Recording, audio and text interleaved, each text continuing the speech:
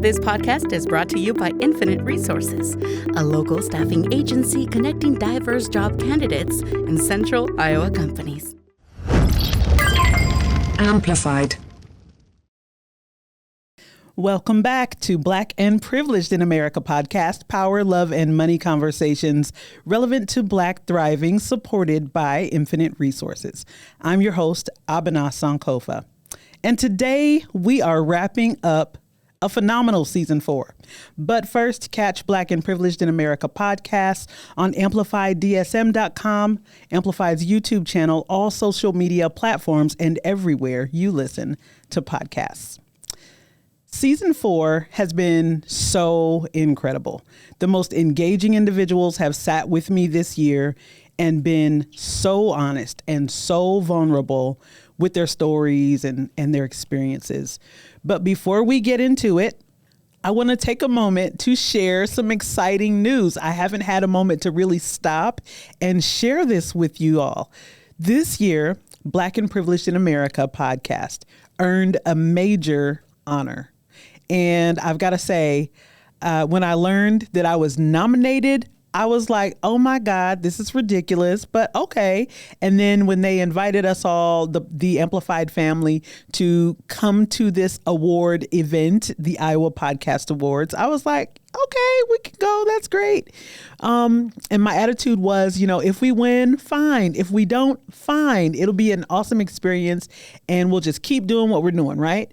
But we get there, and I was named Host of the Year for in the individual category for the 2024 Iowa Podcast Awards. And let me tell you, this is the award itself. I could not believe it. I couldn't have been happier. And I was just so, what is the word? Oh my gosh. I was so thrilled, first of all, to be recognized. But I also recognize one important thing is that I do nothing alone. Black and Privileged in America podcast is a group effort. It takes a team to make it happen. So the lovely Laura Rodriguez, the creative director here at Amplified DSM, and the amazing producer Aki, as well as our fearless leader, Amner Martinez, my husband for moral support. Like, we went and it was awesome. And I just want to say thank you to the Amplified family for their unwavering support, right? And this award means a lot, okay? So I'm going to put it right here for the remainder of this episode so we can all just flex, right? But you know what? I'm humbled and I share this. Like I said, I don't do anything alone. This is a shared award to the listeners, all of you. Every single guest that has come on this podcast, and to all of our supporters out there. It's you that has made my podcast and this entire platform a force for meaningful dialogue. And in particular, my show, a voice and a place for Black thriving. So thank you. Thank you for showing up every single week, every single episode, and engaging with the topics and amplifying these stories. This award, this Host of the Year for Individual award, is a reminder for me that community is power, and what can happen when you center the important things. When I center my identity as a Black woman, this season, we've tackled some really tough, serious, and important conversations, and we've met some incredibly extraordinary people. And now I want to get into it. Now I want to take a moment to reflect on what we've learned, all the lessons and the stories that were shared. So first up, Talks 27, 28, and 29, oh my God, and Talk 30. We kicked things off, episode Talk 27, with the amazing jazz extraordinaire Liz Sharp, and then the second guest for that episode was Deborah Carr. Liz Sharp is a jazz maven. I've been a fan of hers since I was a little girl. I remember seeing her when I was in the 5th grade at this big field trip that all 5th graders in Des Moines got to take, and Liz Sharp was standing on the stage at Veterans Auditorium, and she was in a white ball gown, and she was super slender, and she was this dark black skinned woman, and she was singing with this angelic voice. And I was like, oh my God, if I had just a corner piece of that confidence, right? And her performance opened up for the legendary Simon Estes. And then here I am with her in our studio. Like, what? So it blew my mind. Deborah Carr, who also joined us that day, she is a licensed social worker.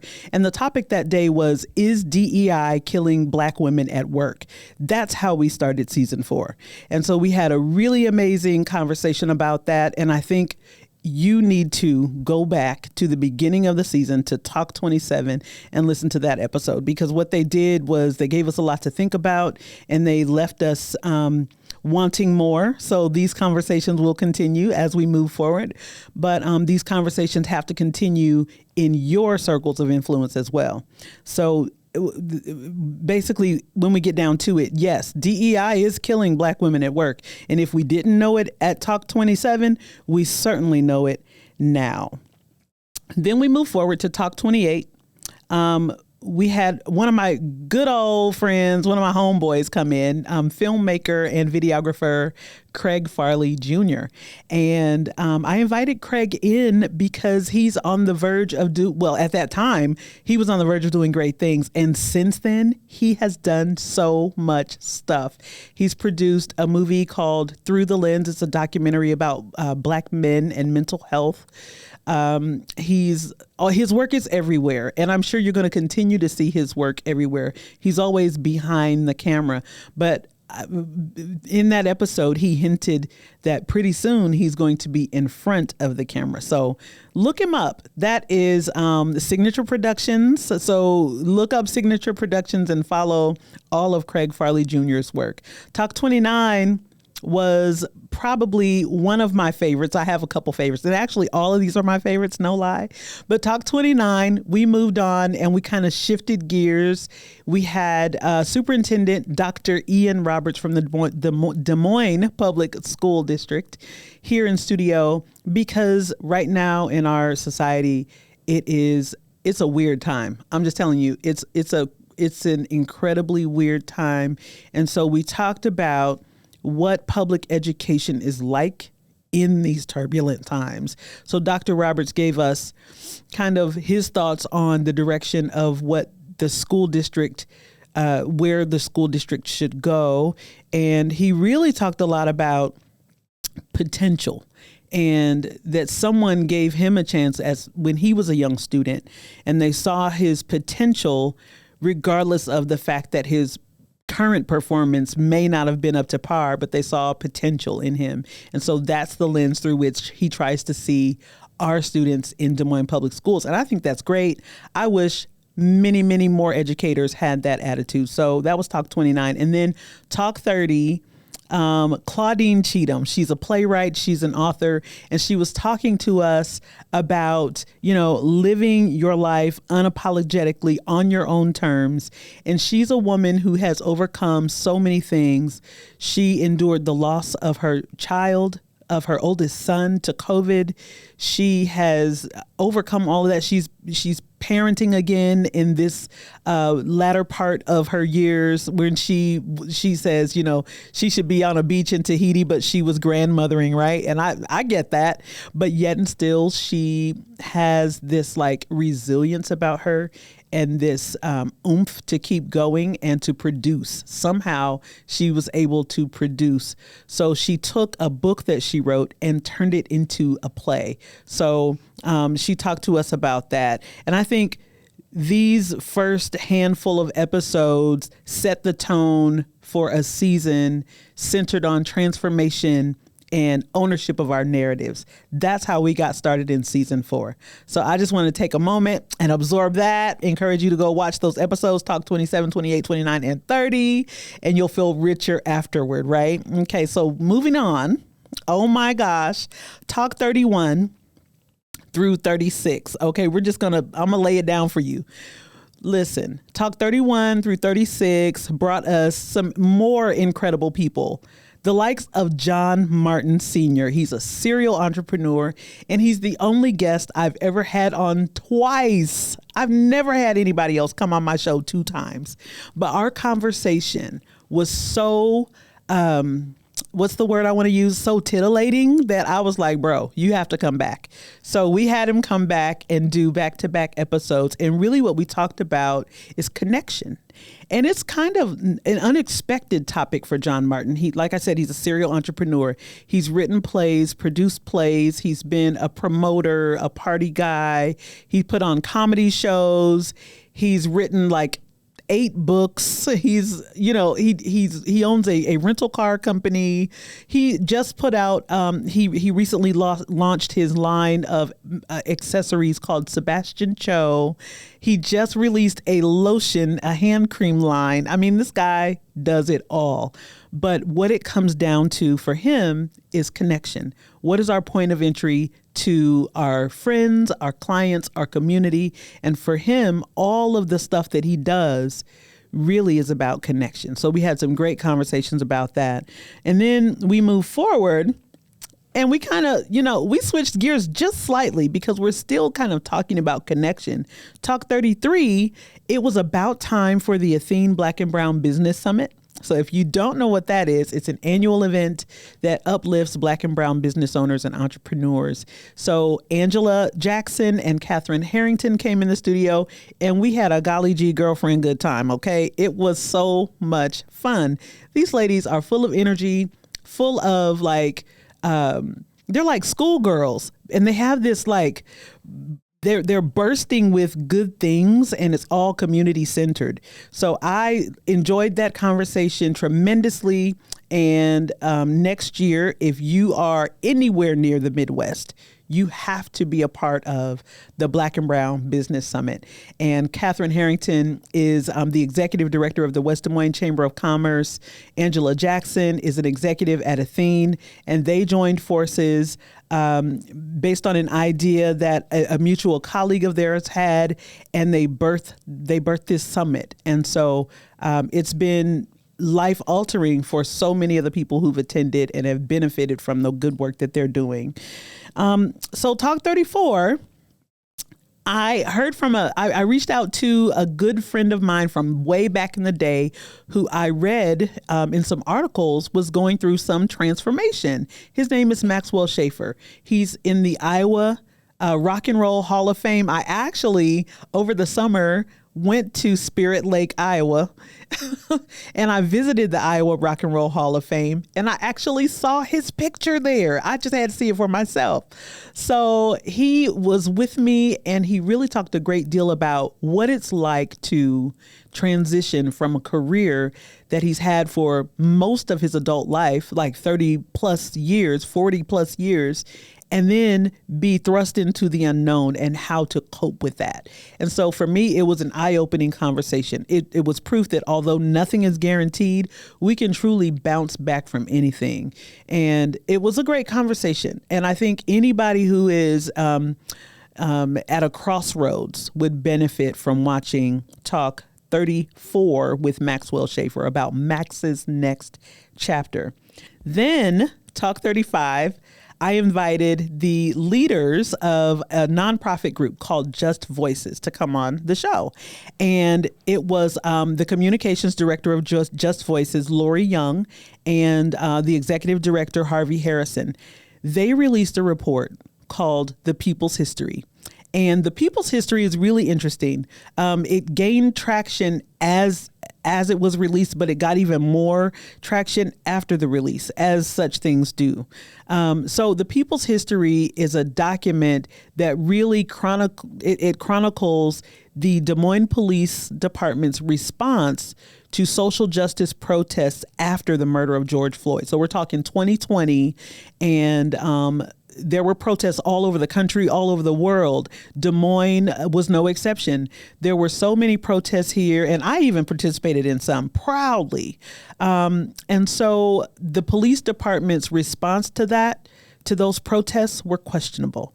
And so there were some arrests that were made. There was some brutality that happened. There was some militarization, and it was just a strange time for everyone all over the country. And Des Moines felt it. I mean, it was like a gut punch to us here, especially, we're in Iowa. So whatever happens in Minnesota, we kind of feel it. They're our northern neighbor. And so the police response was documented and chronicled in the report called The People's History. Just Voices did a great job of sharing this narrative through the individual stories of people impacted. And so when Lori and Harvey came on the show and they were chatting with me about this, I mean, I got the chills up and down my spine in this conversation. And I was really lucky to be able to take away a hard copy of the report. The report is available on their website, justvoicesia.org. So I encourage all of you to go there and check it out. And then we rounded out that grouping of episodes with one of my favorite humans ever, Talk 36. I entitled this podcast episode, Dear Brother Tommy Ross. Tommy Ross and me go way back to like daycare days. He knows what that is. Shout out Tommy. But he's a good brother. There are some people who are nice and some people who are decent, but Tommy Ross is a good brother. And so he came and talked to me about his life, what it's like post-divorce and parenting adult children now, one of whom has special needs, and what it's like to remarry and have a blended family, all that stuff that nobody really has public conversations about, right? Especially, well, not around here.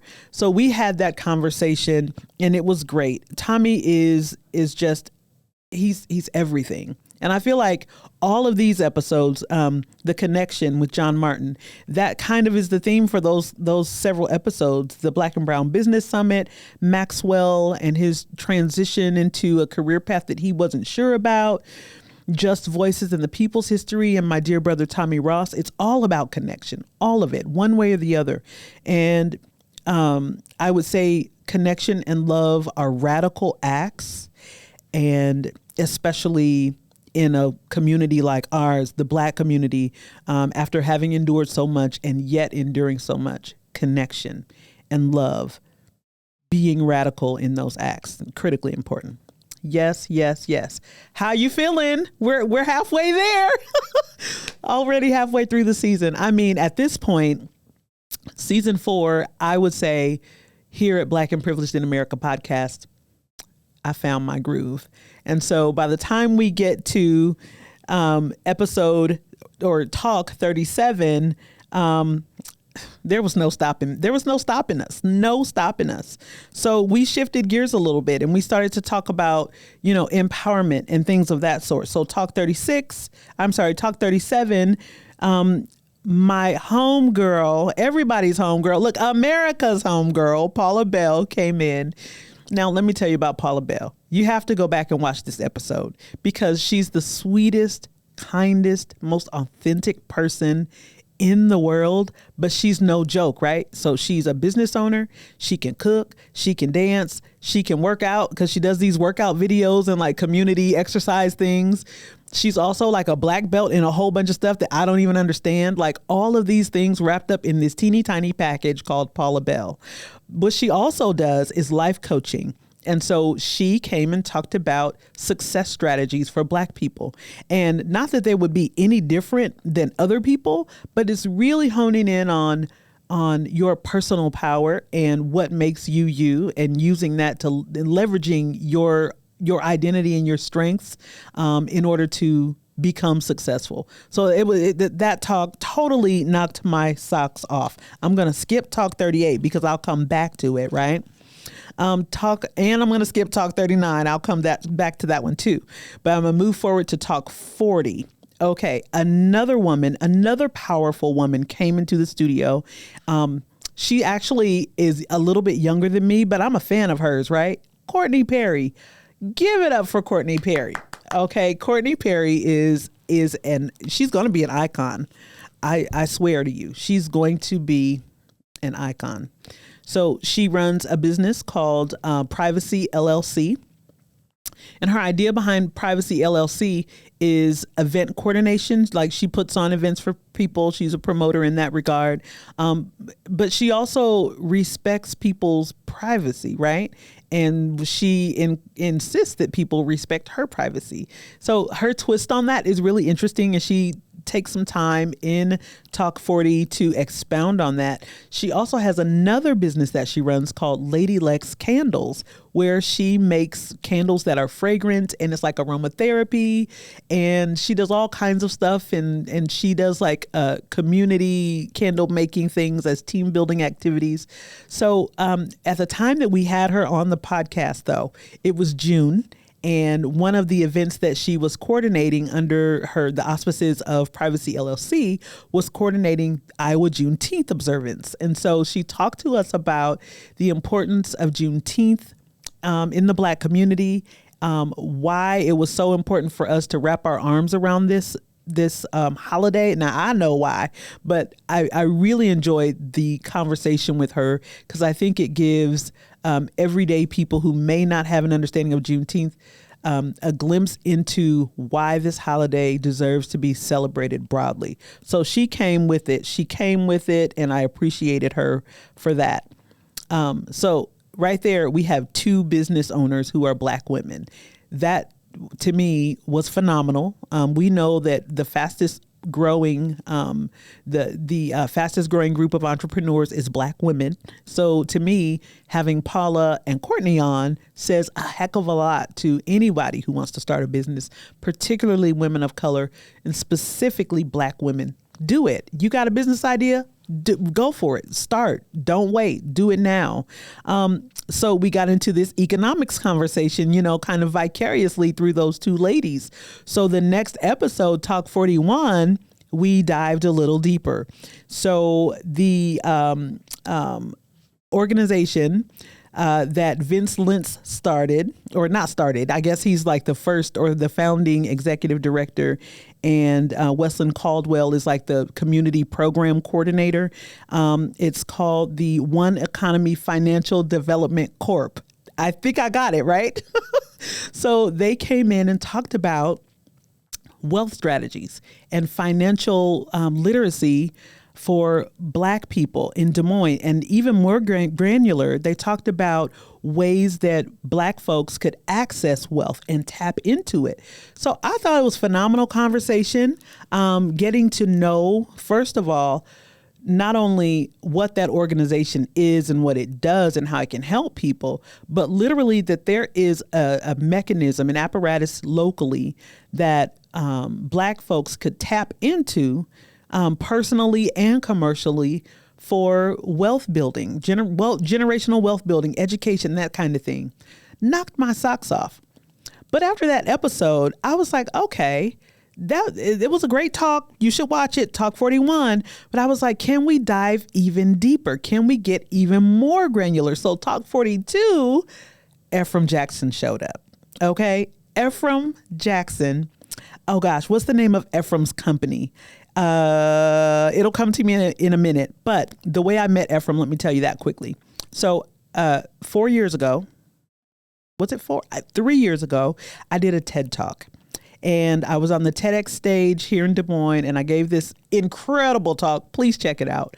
But also on that stage, Ephraim Jackson was giving a talk called Minding the Gap. Minding the Gap. And it was about Black generational wealth and how his family didn't have any, and he would be the one to kind of break that chain.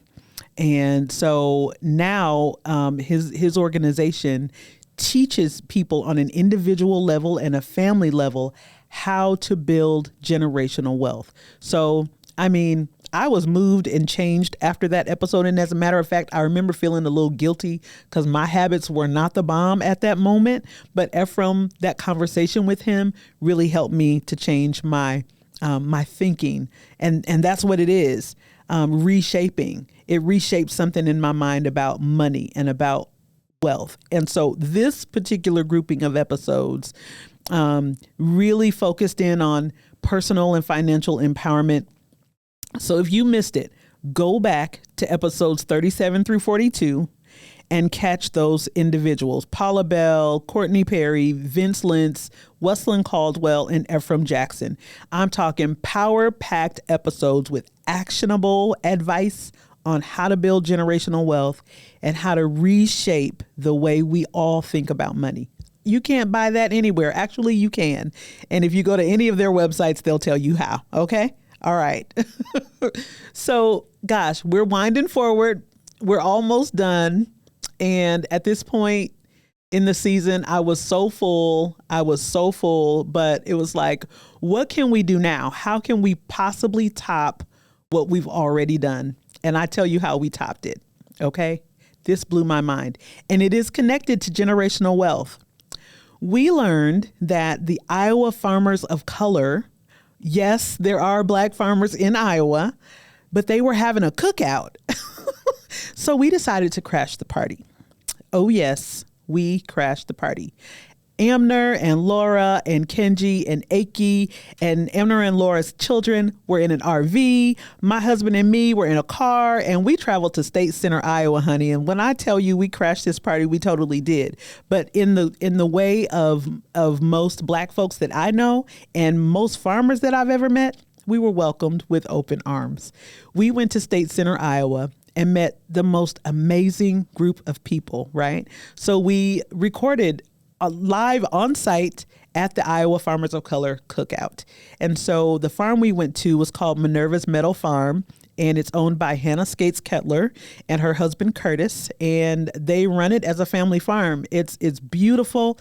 I mean, when I tell you the sun was shining different out there and the wind blew differently and the birds chirped a little bit sweeter than in the city, I really mean that. It was so gorgeous. Like, in a perfect world, I won't say I'd be a farmer, but I would own a farm. Generational wealth, right? So meeting Hannah on their farm, it was just beautiful. And so they have a lavender farm. So every time the wind blew, we got this really sweet fragrance of lavender in the air. It was so wonderful. And then Todd Western III, he is the founder of the Iowa Farmers of Color Conference. And so he and his brother Chris sat down with me in Hannah's backyard on her farm. And the backdrop could not have been more beautiful. And you've got to see episode 43, 44, and 45, because not only did we talk with Chris and Todd, but we talked with Hannah separately and understood what it was like for her as a Black woman to be a farmer in central Iowa. Like, what? Shook me. I was totally shook. And then we rounded out that particular grouping of episodes with the sweetest talk with Barbara Western. She's Todd and Chris's mother. She's the matriarch of Western Family Farms. And this woman sat there and gave like this glimpse into her life, right? Like, her husband dies unexpectedly and she's left with the family farm, a business, how to run it. Okay. Blew my mind. I absolutely was bowing down to this woman in admiration. Strongest woman I've met all season long, hands down, Mrs. Barbara Western. So that's talk 43, 44, and 45. You have got to take some time to check those episodes out because these individuals were vulnerable. You know, they shared their stories of resilience, and to me, that's thriving. Thriving often begins with healing, and so all of those individuals had healing work to do, and perhaps farming and building up their families in that way is part of that healing work. It was absolutely beautiful. So if I take a moment and step back a little bit, there were a couple of 3 episodes I decided to skip talking about, and now I'll tell you why. We explored how policy impacts power in 3 episodes specifically. And although we didn't do those episodes consecutively, I wanted to make sure that I talked about them consecutively. So talk 38, talk 39, and talk 46, baby, when I tell you, We talked about power and politics. Talk 38 was Melissa Vine. Melissa Vine, at the time, was an executive director of a local nonprofit who also graduated from law school and decided to raise her hand for a seat in the U.S. Congress. And I'm telling you, in such a volatile political climate that we're in now, it was huge for her to say, I want to run, not just run for U.S. Congress to represent Iowa, but to run against an incumbent who is a Republican, and Melissa was a Democrat. That was huge. And so although she didn't win that race, she talked about what it took for her to garner the support of friends, family, community, and to set off on this journey to really amplify and lift up concerns around women's healthcare rights and, global issues. It was a beautiful conversation. I mean, beautiful conversation. And I would challenge you, please watch Talk 39. And then what happened next?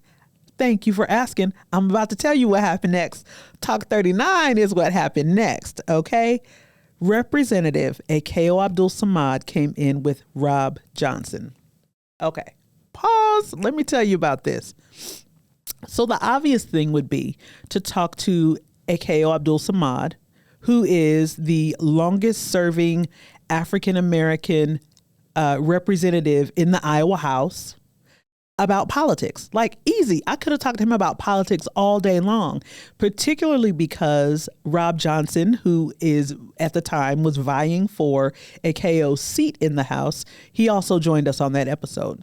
What ended up happening, though, and as it often does on Black and Privileged in America podcasts, we learned about the humanity of people, right? So we learned that Akeo, who, he hasn't shied away from his challenges, some personal struggles that he's gone through over the years. He's never shied away from those things, especially when he talks in public. But what he did was he opened up his heart to us. He talked about his struggles with mental health. He talked about the sacrifices he had to make to be a public figure. All of these things, there's stuff that, this man opened up his heart. And so he helped me to understand that politicians are still human, right? Intellectually, we know that, but we see the stuff on the news and we see all these tabloids and headlines, and sometimes we forget that they're human. But he really opened up his heart to us. And for that, I'm so appreciative. That kind of vulnerability and openness is what helped him to be such a transformative figure in the Iowa House. And so he threw his support after his retirement, he threw his full support behind Rob Johnson, who was running for his seat. Fast forward to today, the update is Rob Johnson won that election, and he will be sworn in, I think like January. I don't know when he's going to be sworn in, but he'll be sworn in soon, and we'll have him back in a future episode to talk about his goals and what he hopes to accomplish on behalf of Iowans in his district. Right? Okay. So now I want to fast forward again because we're still talking about policy and how it impacts power. So Talk 46. When I tell you Dr. Wayne Ford came in the Amplified DSM studios in downtown Des Moines and set it off, honey, I'm telling you, he set it off. There is no one like Wayne Ford. Prior to Akeo Abdul-Samad being the longest serving Black Iowa representative, Wayne Ford was. And so he, at the time of his service, I think he served 17, 18 years in the Iowa House. And he had a tremendous impact on Iowa politics.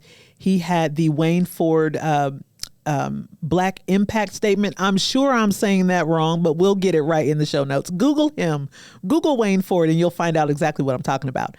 But he instituted that, which got national attention. And now in our federal legislature, there are moves being made to make that a national thing, and it might already be. But yes, he also is the co-founder, along with the sweetest woman in the world, Mary Campos, the Brown and Black Presidential Forum. So every 4 years, they hosted a presidential forum and invited candidates to come to Iowa, descend upon Iowa, and share their platform, so the Iowa voters would be informed about, who was running. And it was for and by brown and black Iowans. And I thought that was absolutely beautiful. Wayne Ford also founded the Wayne Ford Equity Institute. So that is something that he said we'll see more of. But again, as I said with AKO Abdul Samad, Dr. Wayne Ford decided to open up his heart, and he shared his humanity with us. And for that, I am extremely grateful. So please, please, please go back and watch Talk 46 for that. Okay. So I consider the episodes 38, 39, and 46 with Melissa Vine, AKO Abdul Samad, Rob Johnson, and Wayne Ford masterclasses, people. Masterclasses on leveraging political influence while staying true to your culture, your values, and who you are. So if you're running for office and you want to figure out how to stay you and not become something you're not, watch those episodes, because they are complete and utter master classes. I should have charged y'all for watching it. Ooh, but 38, 39, and 46. Those are your master classes for leveraging political influence while staying true to your culture, your values, and who you are. Okay. Whew, deep breath. Last but not least, Talks 48 and 49. Listen, by this point in the season, I already knew I'm the luckiest person alive. I already knew I'm the luckiest person in Iowa, because I get to do what I want and I get to do what I love. And sitting down and talking to all of these individuals has made me so much better. And I've heard from my listeners, from you all, that it's made you better. So by the time I get to talk 48 and 49, I'm just humble, right? I'm grateful. So we talked to a couple of people. So talk 47, we went to, this is the thing. Okay, let me back up because I'm kind of going too fast. Talk 47, we went to the African American Leadership Academy. They had an event at Drake University called a Cultural and Economic Development Project. And so we went and we're on site, on location. I'm so appreciative of the Amplified DSM team for being there and making sure that went off perfectly. And we talked to two individuals at first. We talked to Arishika Banks, who is a finance expert, and we talked to Jaslyn Coley-Smith, who is a DEI and inclusion expert, and she works for Drake University. They're fellows of the African American Leadership Academy, as am I, class of 2019. So we talked to those ladies about the event and about the work of the Academy, and that was wonderful. However, now we get to Talk 48, Lewis Fountain. When I tell you, Lewis Fountain, this is another one of those people, like I mentioned earlier in this talk, Tommy Ross is just a good brother. Lewis Fountain is like that too. He is a good brother. And we talked about showing up. So I would say, after, I'm telling you to watch all these episodes, and you really should, but watch episode 48. We got to show up. This is what Lou talked about. Several years ago, Lewis was diagnosed with cancer, and he's had ongoing battles since that diagnosis. And the day that we recorded that episode at Drake University for the Leadership Academy, and after those two ladies who were so lovely and so gracious, after we talked to them, it was Lou's turn to talk. He had just left Mayo Clinic in Minnesota right before he took the stage at Drake University. And immediately after that, he sat down and talked with me. When I tell you I'm the luckiest person in the world, and I'm so grateful to be able to do this work, talking with Lewis Fountain sealed the deal. He said, no matter what, when you make a commitment, no matter what, you got to show up.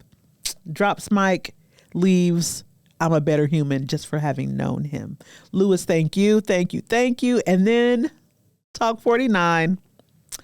My homeboy came through the studio. He is the taxpayers' watchdog, none other than the Iowa State auditor, Rob Sand. Okay, we just talked to Rob, the episode right before this one, so I encourage you to watch Talk 49. We talk about a lot of things, but the point for me is we could have talked heavy on politics, and I'm going to invite Rob back so we can do that, but I wanted to just have fun. I just wanted to talk to a friend, and that was Rob Sand. He's so delightful. So he also wrote a book called The Winning Ticket. So I encourage you to get that book, read that book. Maybe we'll do a book club on The Winning Ticket. So Rob Sand was delightful, and Lou Fountain was delightful. And I feel like these two episodes back to back was all about celebrating your wins and really redefining success, right? Because you can look at Rob Sand and say, oh, you're a politician and you've done this and that, you're successful. And people might look at Lewis and say, oh, you have such a great impact on the youth and all of the things you do really make a difference in the community. But what these episodes sum up for me is celebrating your wins and really redefining success, because success is like beauty. It's in the eye of the beholder.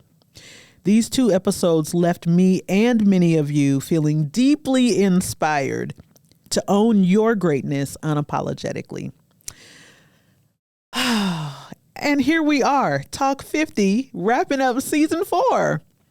Each of my guests this season brought their A game. I mean, completely brought their A game. And your feedback, because y'all let me know on social media all the time, your feedback is a constant reminder for me of why I do this, why I take this seat and grab this microphone as often as I do. So thank you to everyone who has listened, who has tuned in to our YouTube, who's joined us in the follow-up conversations online, and who shared the episodes with your circles. That's been huge. Black and Privileged in America podcast exists because of who we are to each other, and I'm extremely, endlessly grateful for that. So as we close out season 4, I'm already brainstorming, y'all. I swear to you, I'm already brainstorming and planning for season 5. And let me tell you, it's going to be next level. So stay tuned for some surprises. If you loved this season, please leave a review on your favorite platform and on www.abenasankofa.com. Reviews will help us grow and reach even more people who really need these conversations. And don't forget to follow us on social media to stay updated on all things Black and Privileged in America podcast. I leave you with this. As we move forward, remember that thriving isn't just a goal. It is your birthright. So continue to love and build and live in your power. Stay engaged. Stay curious. Keep striving. Thanks for listening. Until next time.